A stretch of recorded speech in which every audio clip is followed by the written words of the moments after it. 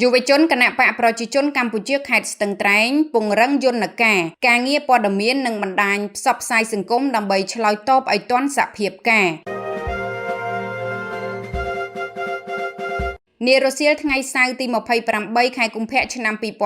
2026លោកសុនប៊ុនធឿនសមាជិកអចិន្ត្រៃយ៍យុវជនគណៈបកខេត្តប្រធានយុវជនសាខាគណៈបកមន្ទីរព័ត៌មាននិងជាប្រធានផែនព័ត៌មាននិងបណ្ដាញផ្សព្វផ្សាយសង្គមបានអញ្ជើញជាអធិបតីក្នុងកិច្ចប្រជុំពង្រឹងការងារផែនព័ត៌មាននិងបណ្ដាញផ្សព្វផ្សាយសង្គមព្រមទាំងក្រុមសម្របសម្រួលព័ត៌មានក្រុមស្នូលនិងក្រុមគាំទ្រ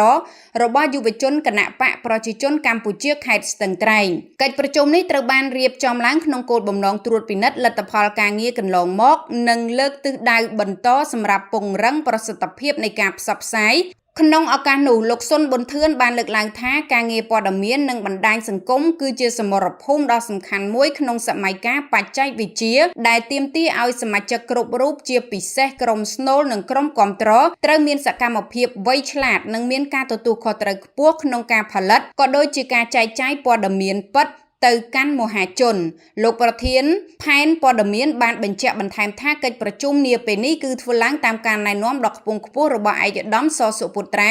ប្រធានគណៈកម្មាធិការគណៈបកខេត្តនិងឯកឧត្តមស្រនសំរិទ្ធីប្រធានគណៈកម្មាធិការយុវជនគណៈបកខេត្តដែលជានិច្ចកាលឯកឧត្តមតែងតែយកចិត្តទុកដាក់និងជំរុញឲ្យមានរបបកិច្ចប្រជុំជាប្រចាំដើម្បីពង្រឹងទូនីតិភារកិច្ចនិងរបៀបរបបការងារឲ្យកាន់តែមានសង្ឃហភាពលោកបានសង្កត់ធ្ងន់ថាការពង្រឹងក្រុមសម្របសម្រួលព័ត៌មានគឺជាកត្តាចាំបាច់ដើម្បីទប់ស្កាត់រាល់ព័ត៌មានคล้ายៗដែលបំពុលសង្គមនិងដើម្បីបង្ហាញពីសមិទ្ធផលពិតៗរបស់រាជរដ្ឋាភិបាលក៏ដូចជាគណៈបកជូនដល់ប្រជាពលរដ្ឋបានជ្រាបកាន់តែច្បាស់លោកសុនប៊ុនធឿនក៏បានផ្ដាំផ្ញើដល់សមាជិកនៃអង្គប្រជុំទាំងអស់ត្រូវខិតខំបណ្ដុះបណ្ដាល